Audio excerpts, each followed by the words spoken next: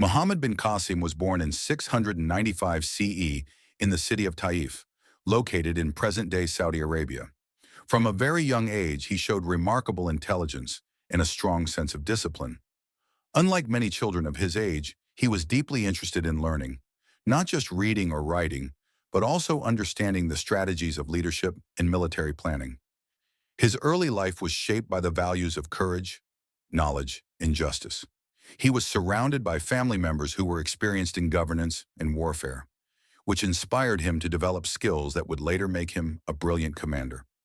Even as a teenager, he was known for his sharp mind, quick decision-making, and calm demeanor, qualities that would define his leadership in the years to come. Muhammad bin Qasim's family played a crucial role in shaping his future. His father and relatives were closely connected to the influential Umayyad rulers, providing him access to exceptional mentors who trained him in both governance and military arts. These mentors emphasized not only strategy and tactics, but also the importance of fairness, ethics, and responsibility. Under their guidance, Muhammad bin Qasim learned how to balance power with justice. He understood that conquering a region was not just about battles, but also about earning the respect and loyalty of the people he governed. His early education in leadership, combined with his natural intelligence, prepared him to face one of the greatest challenges of his time, leading an army into the Indian subcontinent and establishing order in a complex, diverse region. In 711 CE, the Sindh region, part of present-day Pakistan, was in chaos. Pirates and local rebellions disrupted trade and threatened the stability of the Umayyad Caliphate. The rulers in Damascus knew they needed a capable leader to restore order, and they chose Muhammad bin Qasim. Remarkably, he was only 17 years old at the time. Imagine a teenager, still in his youth, being entrusted with the command of a massive army to conquer and govern a foreign land. This was no ordinary mission. It was a test of intelligence, courage, and leadership. Muhammad bin Qasim accepted the challenge with determination, setting out to change the course of history forever. Before entering Sindh, Muhammad bin Qasim knew that preparation was everything. He trained his soldiers rigorously, teaching them not only combat skills but also discipline, ethics, and strategic thinking. Every soldier was instructed to respect civilians and uphold justice, even in conquered territories. He studied the terrain, rivers, and fortifications of Sindh to plan his campaigns with precision. Intelligence gathering and local knowledge were critical parts of his strategy. Muhammad bin Qasim's preparation went beyond brute force. It reflected a careful, methodical approach to leadership. By the time his army crossed into Sindh, they were ready not just for battles, but for governance, negotiation, and long-term stability. Muhammad bin Qasim led his carefully trained army across the frontier into Sindh with precision and strategy. He understood that rushing into the territory could be disastrous, so he moved methodically, using rivers, fortresses, and the natural terrain to his advantage. One of his unique strategies was combining diplomacy with military tactics. Whenever possible, he negotiated with local rulers, offering them protection and autonomy if they accepted Umayyad rule. This approach minimized bloodshed and won the loyalty of many communities before battles even began. His foresight and planning set him apart as a young commander with wisdom far beyond his years. The first major confrontation came at Dabal, a heavily fortified port city. The defenders were well prepared, but Muhammad bin Qasim had trained his army in siege tactics and psychological warfare. His soldiers used clever strategies to breach the fortress walls, combining intelligence and courage rather than relying solely on force. The capture of Dabal was a turning point. It not only gave his army a strategic stronghold, but also boosted morale, showing that a young leader could achieve what many thought impossible. After the victory, Muhammad bin Qasim treated the civilians and local leaders fairly, respecting their rights, which helped establish his reputation as a just and visionary ruler.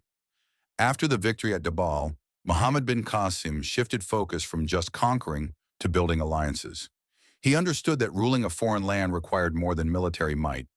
It required respect and diplomacy. He allowed many local rulers to retain their positions under the condition that they pledged loyalty to the Umayyad Caliphate and paid taxes. By doing so, he minimized bloodshed and ensured stability in newly conquered territories.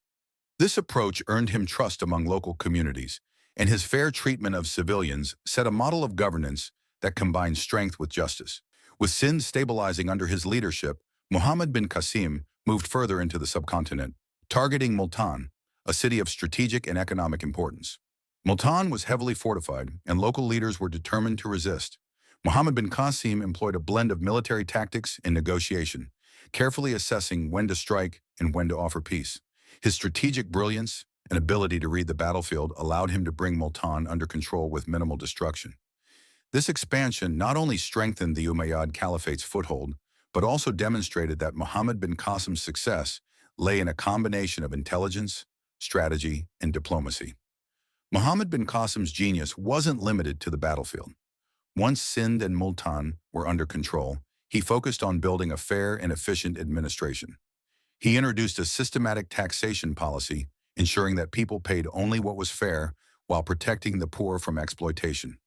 Local customs and traditions were respected, and religious freedoms were maintained, earning him loyalty and respect from diverse communities. Muhammad bin Qasim believed that true leadership required justice. He handled disputes personally, listened to the concerns of citizens, and made decisions that were firm yet fair. His governance style left a lasting impression, showing that conquest without justice is empty. Muhammad bin Qasim also understood the importance of cultural integration. He encouraged trade, education, and communication between Arabs and the local Sindhi population. This helped merge traditions, languages, and customs in a way that promoted peace and prosperity. Schools, markets, and public spaces flourished under his rule. Instead of enforcing foreign culture, he respected local heritage while introducing new ideas and technologies. This integration strengthened his rule and created a foundation for lasting stability.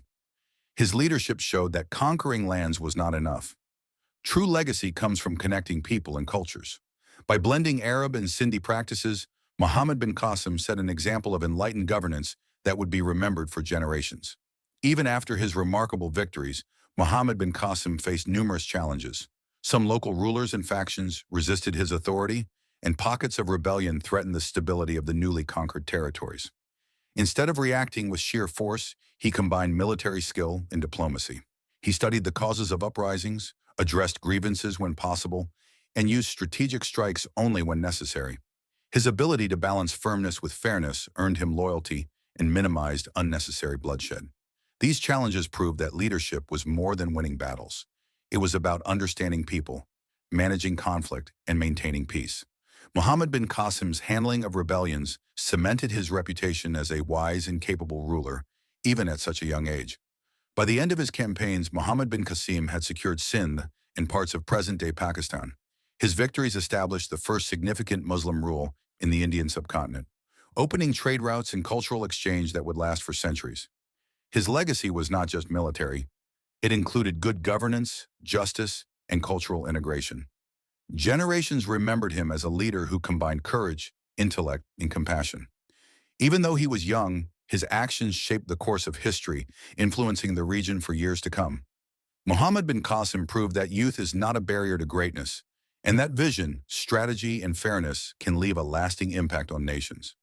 After years of successful campaigns in Sindh, Muhammad bin Qasim had become a legendary figure. However, back in the Umayyad Caliphate, political intrigue and jealousy began to overshadow his achievements. Court officials, threatened by his rising fame, convinced the caliph to recall him. Despite his loyalty and accomplishments, Muhammad bin Qasim returned reluctantly to the capital. His recall was a stark reminder that even the greatest leaders are not immune to power struggles and politics beyond the battlefield. It also marked the end of his active rule in Sindh, leaving behind a region shaped by his vision, yet now vulnerable to future unrest. His death was shocking to many, considering his achievements and the stability he had brought to Sindh. Yet his legacy endured, remembered as a brilliant young general, an effective administrator, and a just ruler. Scholars continue to debate the details of his death, but one thing is clear: Muhammad bin Qasim's impact on history far outlasted his short life. Muhammad bin Qasim's life, though short, left a monumental mark on history. By the age of 20, he had led successful campaigns, established governance, and integrated diverse cultures in Sindh. His victories laid the foundation for Muslim rule in the Indian subcontinent, influencing trade, culture, and administration for centuries. He was not just a conqueror but a visionary leader.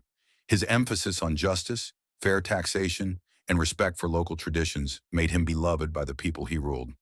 Muhammad bin Qasim demonstrated that true leadership is measured not only by victories in battle, but by the legacy of governance and cultural integration. Today, he is remembered as a symbol of courage, intelligence, and ethical leadership, inspiring generations to lead with wisdom, vision, and compassion. Showing that age is no barrier to greatness, his story continues to resonate across the world, bridging the past and the present in a timeless tale of heroism.